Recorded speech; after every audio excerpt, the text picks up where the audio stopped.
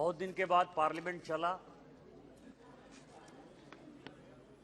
और जो अपोजिशन का दर्द था वो सामने आया। मुझे लग रहा था कि शायद प्राइस राइज एक इतना बड़ा विषय है कि उसके बारे में, पूरे देश की इकोनॉमी के बारे में, दुनिया की इकोनॉमी के बारे में कांग्रेस पार्टी देश को बताएगी। मनीष तिवारी जी बड़े अच्छे वक्ता हैं, लेकिन दिल और दिमाग का जब द्वंद्व हो तो अच्छा वक्ता भी अच्छा नहीं बोल सकता है। आज पहली बार देखने को मिला कि वो उस तरफ बैठे तो जरूर हैं, लेकिन उनको पता है कि किस हालात में 2014 में माननीय मोदी जी ने इस देश की बागडोर संभाली थी, और आज कोविड के बाद दुनिया की स्थिति कैसी है। यही अरुण जेटली जी जब बजट का भाषण दे रहे थे 2015-16 में, तो उन्होंने एक बड़ी अच्छी शायरी कही थी। मुझे लगा कि शायद आज मैं दोबारा कांग्रेस और देश को बताऊं कि उन्होंने क्या कहा था और आज भी क्या हालात है। उन्होंने कहा था कि कश्ती चलाने वालों ने जब हार कर पतवार दी हमारे सामने, लहर लहर तूफान मिले, मौज मौज मझधार हमें, फिर भी दिखाया हमने और फिर दिखा देंगे, इन हालातों में आता है दरिया पार करना हमें।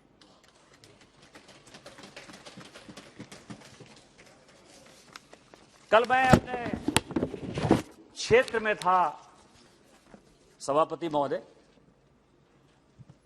और जब मैं साथ आ रहा था तो मेरे साथ संयोग से 2-3 बहुत वरिष्ठ पत्रकार थे जो बहुत न्यूट्रल हैं, वो हमारी आइडियोलॉजी के नहीं हैं। तो मैंने कल उनको कहा कि शायद लगता है कि पार्लियामेंट कल चलेगा, प्राइस राइज पर चर्चा है। तो उन्होंने मुझे कहा कि यह प्राइस राइज की चर्चा नहीं है, ये बेटे को राइज कराने का चक्कर है।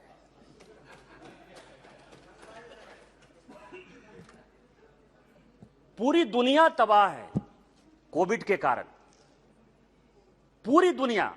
आप अमेरिका को देख लीजिए, यूरोप को देख लीजिए, आसपास पड़ोसी को देख लीजिए, श्रीलंका के हालात को देख लीजिए, बांग्लादेश को देख लीजिए, भूटान को देख लीजिए, पाकिस्तान को देख लीजिए, सिंगापुर जैसे कंट्री को देख लीजिए, दुबई को देख लीजिए। सभी जगह रोजगार छीने जा रहे हैं, सभी जगह इन्फ्लेशन बढ़ रहा है। चाइना में तो जो उड़ती उड़ती खबरें आ रही हैं कि वहां जो है बैंकों के सामने टैंक लगे हुए, और उस हालात में यदि हमारे यहां गरीब जो है दो पेट का उसको खाना भरपेट मिल रहा है, तो क्या हम लोगों को माननीय प्रधानमंत्री जी को धन्यवाद नहीं देना चाहिए? 2 वक्त की जो रोटी उनको मिल रही है, नहीं देना चाहिए?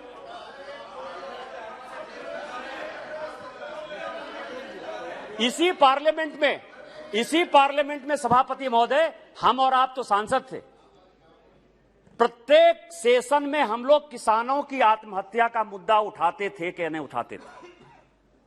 आज पिछले 8 साल में एक भी चर्चा अपोजिशन ने किसानों की आत्महत्या का किया है? यदि नहीं किया है तो इसका मतलब कि किसान आत्महत्या नहीं कर रहे हैं। हमने किसानों को इतनी ताकत दी है कि आज किसान लड़ाई कर रहा है। और किसान की क्या स्थिति है कि किसान जो है साल भर तक, आज किसान साल भर तक, वही मोदी जी की सरकार थी, वही पैसा था, इस तरह से हमने किसानों को मजबूत किया कि साल भर तक वो आंदोलन करता रहा, लेकिन कोई किसी किसान ने आत्महत्या नहीं की। हमने उसको इतनी ताकत दी कि वो सरकार के खिलाफ भी 2-2 हाथ करने को तैयार है। आपके यहां तो वो भीख मांग रहा था, आप तो उसको रोटी तक नहीं दे पा रहे थे, आप कर्जा नहीं लौटवा पा रहे थे, और यही कारण है कि किसान आत्महत्या कर रहे थे। क्या उसके लिए हम लोगों को धन्यवाद नहीं देना चाहिए?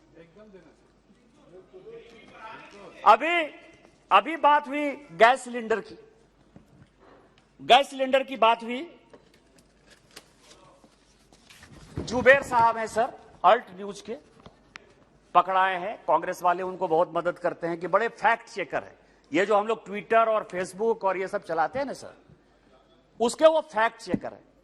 और मैंने देखा ये प्ले कार्ड 10 साल तो आपको पता है स्पीकर साहब कि 2004 से लेकर 2014 तक भारतीय जनता पार्टी 139 सांसद थे और केवल कांग्रेस के 141 सांसद थे।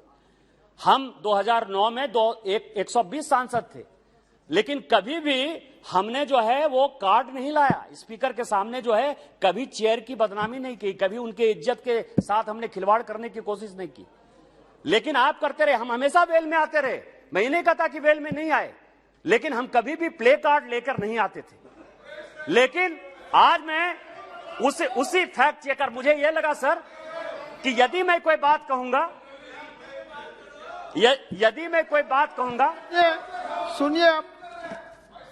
सुनिए आप बैठ जाइए। स्पीकर सर, ये जो सरकार थी ना सर, ये सरकार कमेटी, और हमारे यहां एक कहावत है कि ज्यादा जोगी मठ उजाड़। मनमोहन सिंह जी प्रधानमंत्री जी से सर, चिदंबरम साहब थे, बड़े इकोनॉमिस्ट थे, राष्ट्रपति महोदय हो गए, लेकिन तत्कालीन जो वित्त मंत्री थे प्रणब बाबू 1980 में ही वित्त मंत्री थे। रंगराजन उनके एडवाइजर थे, मोन्टेक सिंह अहलुवालिया उनके एडवाइजर थे, रघुराम राजन साहब आ गए सर, कौशिक बसु साहब आ गए। इतने इकोनॉमिस्ट थे कि आप बात मतलब करिए और लगेगा कि बस तुरंत 2 मिनट में जो है सब खत्म हो जाएगा। और इसके बाद कमेटी पर कमेटी सर, इनको कैसे एलपीजी की प्राइस, डीजल की प्राइस, पेट्रोल की प्राइस ठीक करनी है, कैसे एपीएम के दायरे से जो है मार्केट में ले जाना है। इन्होंने 2006 में एक रंगराजन कमेटी बना दी, उससे इनका कोई वास्ता नहीं हुआ, उनको लगा कि इससे कोई फायदा नहीं है।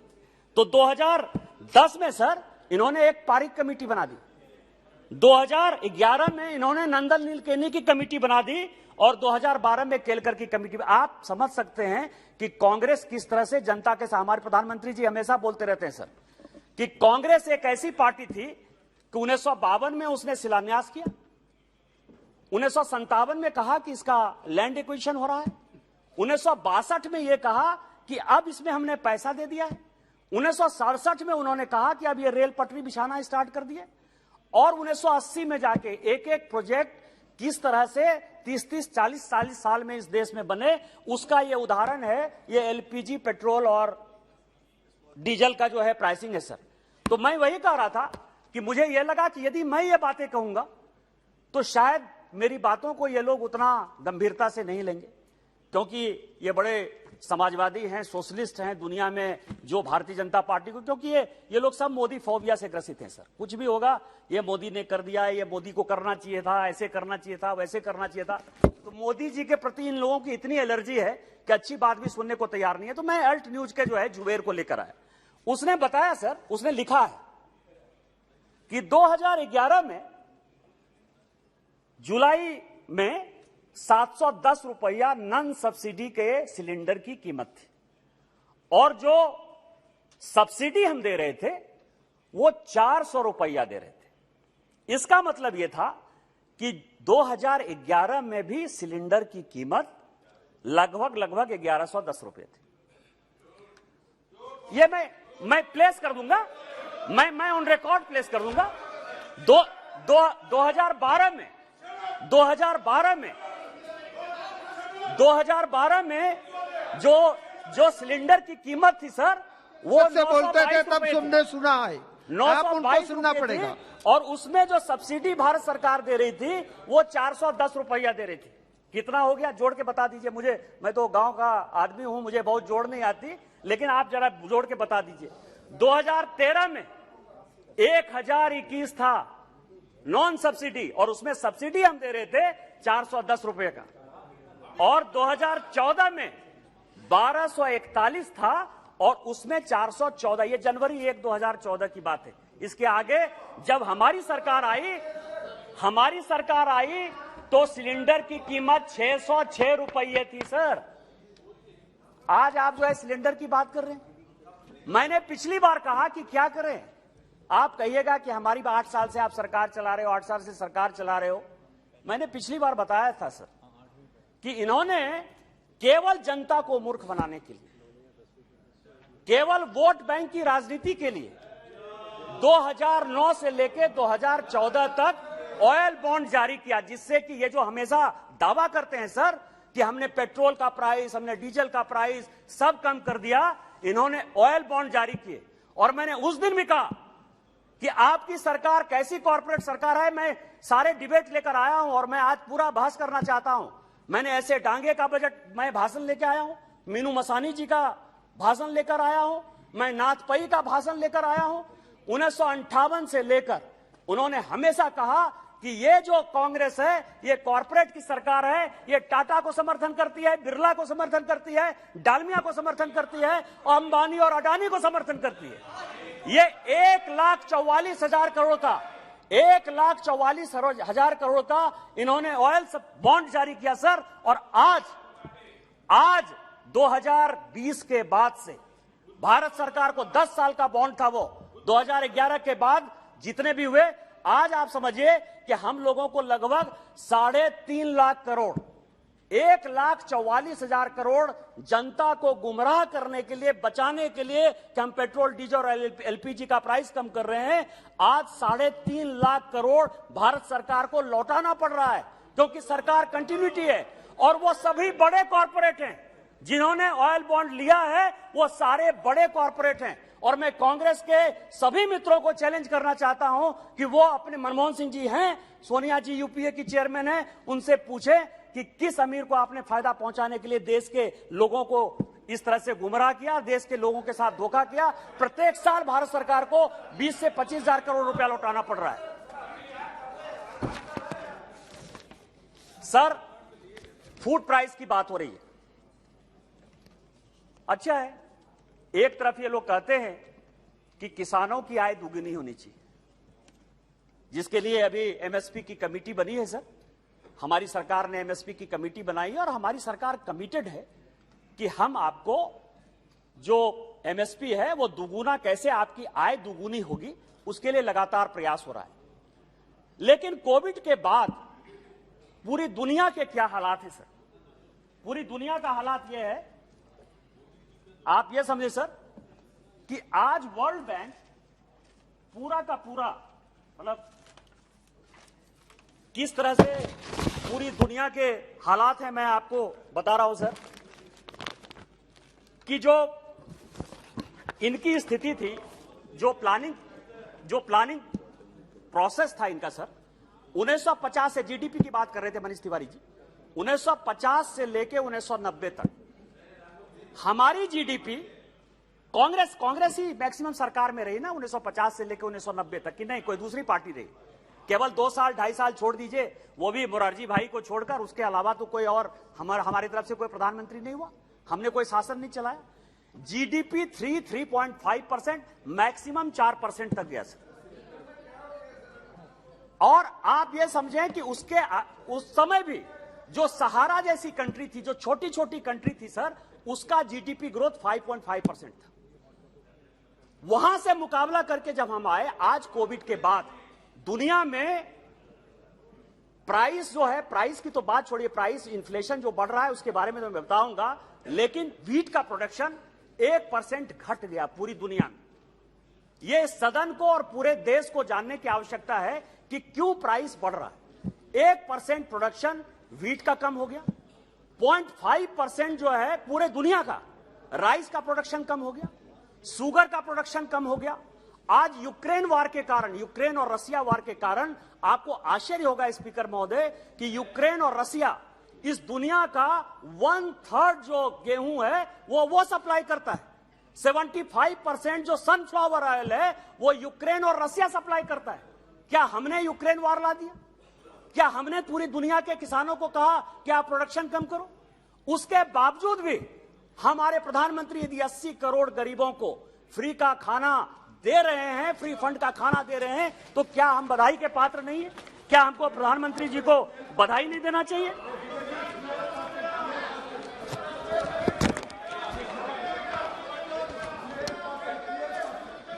सर, मुझे एक निवेदन करना है सर, मुझे एक निवेदन करना है। जब मनीष जी बोल रहे थे, हम सुने हैं सब, rapt attention, honorable FM has also listened to him, and when everybody should speak with all seriousness. Why crosstalk? Let us, no need, you can reply whenever your turn comes. No, hello, देखो sir, अगर serious, जब आपके वक्ता बोल रहे थे मनीष तिवारी जी, एक भी टोका टोकी नहीं हुए। आप तो नेता हो, आप बैठ जाइए। अधीर रंजन जी, आप बैठ जाइए। आप उनको सुनना पड़ेगा, सुनना पड़ेगा। सुनना पड़ेगा, आपको सुनना पड़ेगा। बैठो, आपका जब बारी आएगा तब आप बोलना, आपका बारी आए तब बोलना। बैठ जाइए। निशिकांत जी बोले। यदि फंड पर आपत्ति है सर, फ्री में हम दे रहे हैं, मतलब आप समझिए कि हम उनको सहायता देने की कोशिश कर रहे हैं, ये सब तो अच्छा है। पूरी दुनिया में कोविड के बाद के जो हालात हैं और हमारे जो हालात हैं, ये सदन को जानने की आवश्यकता है। ये वर्ल्ड बैंक की रिपोर्ट है सर, और मैं लेकर आया। आप ये देखें कि वर्ल्ड बैंक ने फूड सिक्योरिटी के लिए इजिप्ट जैसे कंट्री को, इजिप्ट बड़ा कंट्री है सर, उसको 500 मिलियन इमरजेंसी फंड दिया है, $500 मिलियन का इमरजेंसी फंड दिया है। ट्यूनीशिया को वर्ल्ड बैंक ने 130 मिलियन का फंड दिया है, सपोर्ट फंड दिया है सर। 2.3 बिलियन उसने सदर्न अफ्रीका को दिया है। बांग्लादेश जैसे कंट्री को 87.8 मिलियन दिया है, ये सब फूड सिक्योरिटी के लिए दिया है। भूटान को उसने जो है 0.5 बिलियन दिया है सर, मतलब उसको सपोर्ट करने के लिए। चाड जैसी छोटी कंट्री को उसने 30 मिलियन दिया है। ग्वाटेमाला को उसने 40 मिलियन दिया है। और आप ये समझिए कि पूरी दुनिया को, रवांडा को, मतलब मैं पूरा पढ़ सकता हूं, रवांडा को कितना दिया, सेनेगल को कितना दिया, बांग्लादेश को कितना दिया। लेकिन भारत एक ऐसा देश है सर, मोदी जी के नेतृत्व में, कि आज की डेट में हम एक्सपोर्ट कर रहे हैं। हम चावल दुनिया को दे रहे हैं, गेहूं दुनिया को दे रहे हैं, शुगर दुनिया को दे रहे हैं, और यदि किस्मत ने साथ दिया तो हम ऑयल भी अब कुछ दिन के बाद दुनिया को देंगे। इस तरह की पॉलिसी हमारी सर। और जनता को, आप प्राइस राइज की बात कर रहे हो, फूड की बात कर रहे हो। मैं अभी देख रहा था कि मार्च 2022 में जो है टमाटर का दाम कितना था, आलू का दाम कितना था, और आज जुलाई में टमाटर और आलू का दाम कितना है। यदि आप लोग मार्केट जा रहे होगे तो आपको लगेगा कि मार्च में जितना दाम था उससे कम दाम जो है टमाटर का, आलू का, प्याज का आज है। क्या हमको सरकार को बधाई नहीं देना चाहिए? और आप जो है फूड सब्सिडी की बात कर रहे हो।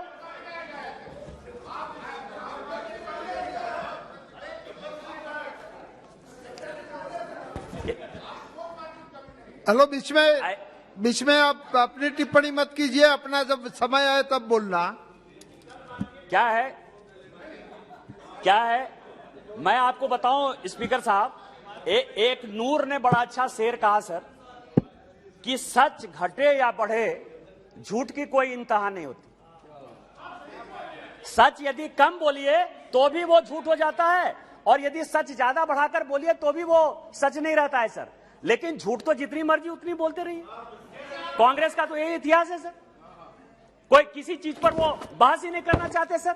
आज श्रीलंका के बारे में अभी जयशंकर जी उस दिन बहस कर रहे थे, श्रीलंका के इकोनॉमी के बारे में बता रहे थे, लेकिन किसी ने जो है कहा कि उनको श्रीलंका के बारे में बताना चाहिए था, वो फ्रीबीज के बारे में बताने लगे।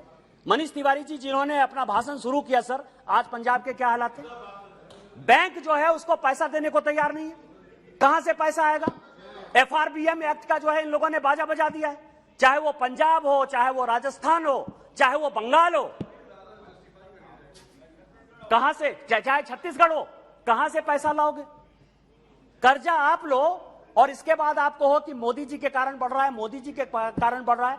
आज जो है कई एक जो अपोजिशन रूल्ड स्टेट हैं, चाहे वो तेलंगाना हो, चाहे वो पंजाब हो, चाहे वो छत्तीसगढ़ हो, चाहे वेस्ट बंगाल हो, आज रिजर्व बैंक ऑफ इंडिया उनको पैसा देने को तैयार नहीं है। और ये आज सारे सदन को, पूरे देश को ये देखने की आवश्यकता है, क्योंकि जो LPG सिलेंडर की बात यदि हम करते हैं तो माननीय प्रधानमंत्री जी ने कहा कि हम जो है अपनी सब्सिडी छोड़ें। देश के सारे लोगों ने सब्सिडी छोड़ दिया। आज 9 करोड़ लोगों को उज्ज्वला योजना से हम लोगों ने फायदा पहुंचाया, और प्रत्येक साल वो 3 सिलेंडर ले रहे हैं, कोई सिलेंडर खाली नहीं है। वो भी आंकड़े हमारे पास हैं। फ्रीबीज के बाद इस देश की क्या इकोनॉमी होनी है, यह सोचने का सवाल है कि केवल वोट जीतते रहोगे, 5 साल के लिए शासन करोगे, कि अपने फ्यूचर के लिए, अपने बच्चों के लिए कोई स्थिति छोड़कर जाओगे। क्या आज सोचने का सवाल नहीं है? क्या हम सरकार नहीं चला रहे हैं? बिहार में हमारी सरकार है, हम नहीं चला रहे हैं। क्या असम में हमारी सरकार है, हम नहीं चला रहे हैं। क्या राजस्थान में हम सरकार नहीं चला रहे थे? मध्य प्रदेश में सरकार नहीं चला रहे हैं? क्या हमको वोट नहीं चाहिए? हम फ्रीबीज की बात नहीं करते। फ्रीबीज की बात इसीलिए नहीं करते कि हम हमेशा सोचते हैं, भारतीय जनता पार्टी हमेशा सोचती है यह देश हमारा है, एक चुनाव हारने और जीतने से कोई फर्क नहीं पड़ता है। और यही कारण है कि इन्फ्लेशन बढ़ता है, यही कारण है बैंकों की स्थिति खराब होती है, यही कारण है कि जब आप गए थे तो आपने पूरे के पूरे बैंक को एनपीए कर दिया था। आप केवल फोन पर जो है फोन बैंकिंग के आधार पर लोगों को कर्ज दिया करते थे। आपने बैंकों की स्थिति खराब कर दी, आपने इकोनॉमी की स्थिति खराब कर दी। आप 3% जीडीपी पे हमको छोड़कर गए और आज आप हमसे जो है हिसाब मांगने की बात कर रहे हो, ब्लैक मनी की बात करते हो, ब्लैक मनी की बात करते हो। मेरा बहुत अच्छा टॉपिक है सर, ब्लैक मनी। मैं आपको बताऊं कि अभी बंगाल में 55 करोड़ रुपया पार्थो के यहां पकड़ाया सर। वो कह रहे हैं कि मेरा नहीं है, मैं आप ही की बात कर रहा हूं। 55 करोड़ रुपया कहीं किसी के घर में पकड़ा गया सर, पार्थो या उनके दोस्त के घर में। वो कह रहे हैं मेरा पैसा नहीं है। अभी मेरा एमएलए सर, हमारा एमएलए झारखंड का एमएलए सर पकड़ा गया कैश लेके बंगाल में। वो कहता है मेरा पैसा नहीं है। झारखंड में सर मुख्यमंत्री के सचिव माइनिंग सेक्रेटरी के यहां रेड हो गया, 20 करोड़ रुपया उसके यहां पकड़ा गया। वो कहती है मेरा पैसा नहीं है। उसके विधायक प्रतिनिधि के यहां जो है पैसा पकड़ा गया 20 करोड़, वो कहता है मेरा पैसा नहीं है सर। इसी पार्लियामेंट में कांग्रेस का इतिहास क्या रहा है सर? वो ब्लैक मनी की बात करते हैं क्योंकि ब्लैक मनी सबसे ज्यादा उनके पास है। सरकार बचाने के लिए इसी पार्लियामेंट में नरसिम्हा राव की सरकार में हमारे ही झारखंड के शिबू सोरेन जी, सूरज मंडल जी, शैलेंद्र महतो जी, साइमन मरांडी जी, सबको जो है पैसा दिया गया और सबके पैसे बैंक अकाउंट में पकड़े गए। ब्लैक मनी आप करो। इसी 2008 में अडवाणी जी इसी सेशन में, इसी सदन में आए सर पैसा लेके कि आप हमारे एमपी को खरीद रहे हो, पैसे से खरीद रहे हो। पैसा जमा करो आप, होर्डिंग करो आप। बोफोर्स का पैसा कोतरोची लेके भाग जाए आपके समय में, कमीशन करो आप, मुंद्रा कांड करो आप, और पैसा किससे ब्लैक मनी का हिसाब मांगो? हमसे। सुखराम आपके मंत्री थे, उनके घर में 3 करोड़ रुपया पकड़ा गया।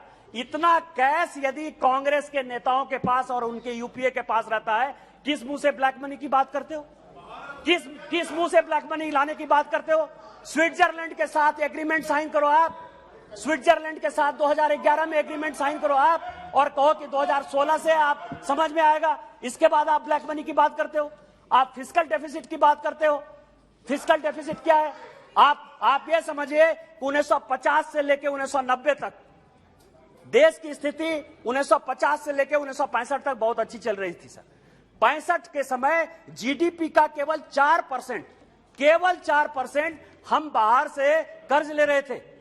65 के बाद इस कांग्रेस ने उसकी पूरी दिशा और दशा बदल दी सर। और इसके बाद ये कर्ज जो बाहर से जो कर्जा है, आज जो कहते हैं कि कैश टू जीडीपी रेशियो क्या हो गया, कर्ज का रेशियो जो है हमारे जीडीपी के साथ कैसे हो गया? पॉलिसी किसने बदली? आपको जो है केवल जनता को गुमराह करने के लिए और टैक्स का जो परसेंटेज 72-73% करने के लिए 65 के बाद कांग्रेस ने 10%, 15%, 20% ऐसा सिचुएशन हो गया सर कि पूरा का पूरा उन्होंने हमारी जो आने वाली पीढ़ी थी, हमारे जैसे जो युवा आने वाले थे, बच्चे पैदा होने वाले थे सर, उसके ऊपर कैसे कर्ज बढ़े 1965 से लेकर 1990 तक। और मैं यहां वित्त मंत्री जी बैठी हुई हैं, मैं भारत सरकार से आग्रह करूंगा कि पूरे देश को, क्योंकि याददाश्त इस देश की बहुत कम रहती है, मैं उनसे आग्रह करूंगा कि आप एक व्हाइट पेपर जारी कीजिए कि जीडीपी मतलब किस तरह से इन्होंने कर्ज लेने का काम चालू किया और उसके कारण हमारी पीढ़ी को आज कितने घाटे में जाना पड़ रहा है। यदि हम 5 ट्रिलियन और 10 ट्रिलियन की इकोनॉमी होना जा रहे हैं तो उसमें किस तरह का दिक्कत है, और फिस्कल डेफिसिट में किस तरह से एफआरबीएम एक्ट अटल जी लेकर आए, लेकिन उसके पहले जो फिस्कल डेफिसिट थी और जिसके कारण हम जब नोट छाप रहे थे बिना कोलेटरल के, उसके कारण भारत को कितना नुकसान हुआ, ये देश के सामने जो है माननीय वित्त मंत्री से आग्रह करूंगा कि वो लेकर आए। मैं केवल अंत में खत्म करते हुए यही कहूंगा सर कि इन लोगों को ना आइडियोलॉजिकल कमिटमेंट है ना जनता से मतलब। यहां कांग्रेस बैठी हुई है सर, कांग्रेस ने शिवसेना के साथ सरकार बनाई सर महाराष्ट्र में।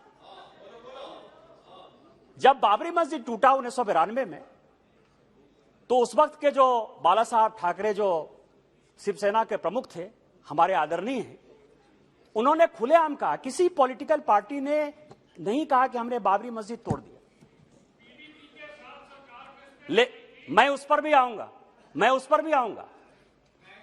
पीडीपी पर सरकार इसीलिए बनाई क्योंकि उसने यासीन मलिक को जो है हमारा ये फायदा हो गया कि जिस आतंकवादी के साथ आपके प्रधानमंत्री ने फोटो खिंचाया, उसी आतंकवादी को उसने कहा, रुबैया सईद ने, कि मेरा अपहरण इसी आदमी ने किया था। आप अपने प्रधानमंत्री और कांग्रेस पार्टी से पूछो। मैं आपको यह बता रहा हूं, बाला साहब ठाकरे साहब ने एकमात्र पॉलिटिकल पार्टी थी जिसने कहा कि बाबरी मस्जिद जो है हमने तोड़ा।